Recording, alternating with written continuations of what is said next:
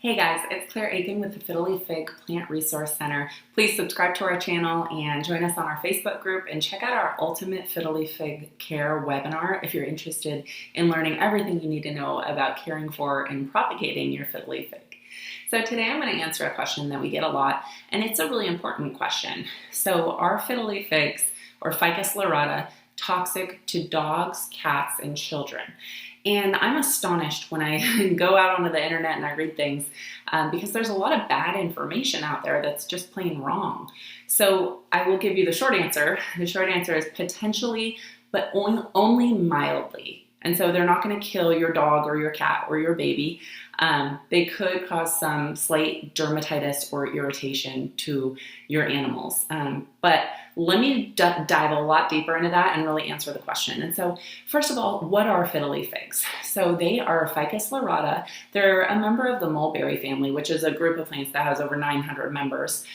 They do have kind of a white, sticky sap. And so if you're propagating your plant or you're pruning it, I recommend laying down like a tarp or some kind of sheet that you can wash because it actually does drip this kind of white sticky sap that can be irritating to some people. So it can cause even some blistering of the skin or some irritation. You certainly wouldn't want to get it into your eyes or anything like that. And so let's talk about the second step is resources to determine how toxic a plant is, because like I said, there's just a lot of really bad information out there. If you read kind of some of the lighter sites out there, they'll say that a fiddle fig is toxic, and it's just not really toxic. So the resources that I use to determine toxicity are, first of all, the UC Davis School of Veterinary Medicine. And so that's the best vet school in this country. I went to UC Davis. They actually have a toxic plant garden at UC Davis. That's really cool. And it contains all of the most toxic plants through this garden, and you can walk through and read about them, and it's really cool. So that is the primary resource I use for when determining plants are toxic to animals, so dogs, cats, horses. Second, you want to look at the ASPCA, but be careful here because I noticed some errors on their website. I noticed that they are listing a fiddle fig as the wrong plant. They're actually listing a fiddle fig as a philodendron, which it's not. And so that's an error on their site. And there's two places on their site. One, they say it is toxic, and one, they say that it's not toxic. And so just be careful with that website. And then a third really reputable source is the Illinois Poison Center. And so that's where I look if I want to think about whether a plant is toxic to children, because I have two babies and I have another one coming on the way.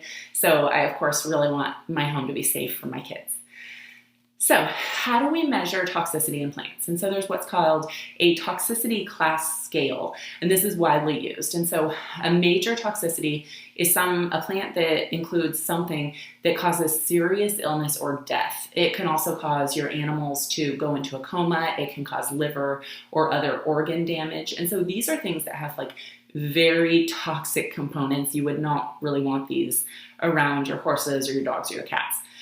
The second is class 2, which is a minor toxicity. This can cause minor illnesses if they're ingested, like vomiting, diarrhea. It can make you pretty sick, and you probably don't want those plants in your home either. The third is what's called oxalates. And so these are oxalate crystals. They're basically irritating if ingested. They would cause your dog or your cat to drool a lot. They would probably lose their appetite. They may, vomit. They're going to be uncomfortable after ingesting these, but they're not going to cause organ damage or really cause any risk of death.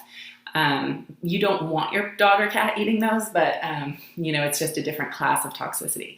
And then the fourth is dermatitis. And so this is where the sap can cause a skin irritation. If it were ingested, it would cause lip and mouth irritation, but it's certainly not poisonous in the way that we think of ingesting something and causing serious harm. So let's talk about the plants that actually are very poisonous. And there's a lot of these that, pretty common plants that are deadly poisonous if ingested. And the first is azaleas. So you would never want your horse or your dog or your cat to eat an azalea. They probably would die. The second is European mistletoe, which is a common mistletoe. So you certainly don't want to ingest that around the holidays. Hydrangeas, a lot of us have hydrangeas in our yards. We don't really realize that they're class 1 toxic. Several lily varieties, like a climbing lily. I don't have any of those, but they definitely are toxic. Oleanders. This is something growing up with horses. I always worried about my horses eating oleanders. One leaf could kill a person, and 4 leaves of an oleander could kill a horse. So these are very toxic plants. Rhododendrons, so azaleas and rhododendrons are in the same family, they're also toxic.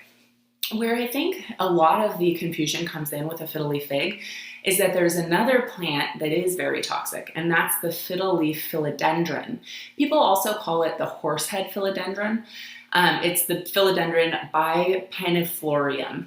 And so that actually is toxic. And so I think that that's why a lot of times online you read that a fiddle leaf fig or a ficus lyrata is toxic when it's not, but that fiddle leaf philodendron is. And so it's important to search by scientific name when you're looking for toxicity information on your plants, because a lot of the common names can be kind of mistaken for each other.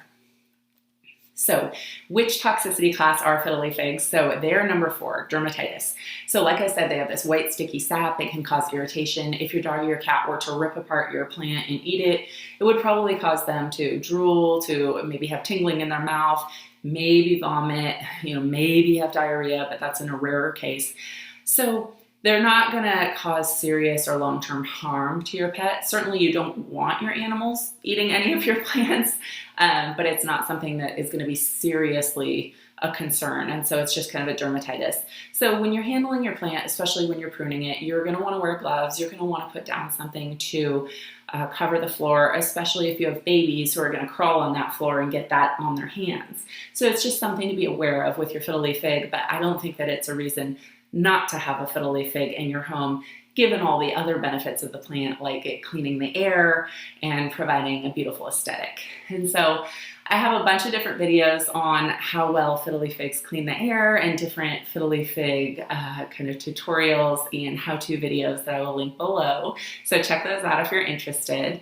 And I just want to say, of course, with any houseplant, you do want to take precautions, especially with some of these more dangerous houseplants. And so I will link some reputable sources where you can look up the toxicity of the other plants that you own. And there's also a safe for dog and cat plant list. And so if you're really concerned about your animal, or if you know that your animal is likely to tear up your plants, if you know that about your dog's personality, I would choose a plant from the safe list just to be ultra conservative. So thank you so much for watching. Please subscribe to our channel, join our Facebook group, and watch our webinar, and happy growing.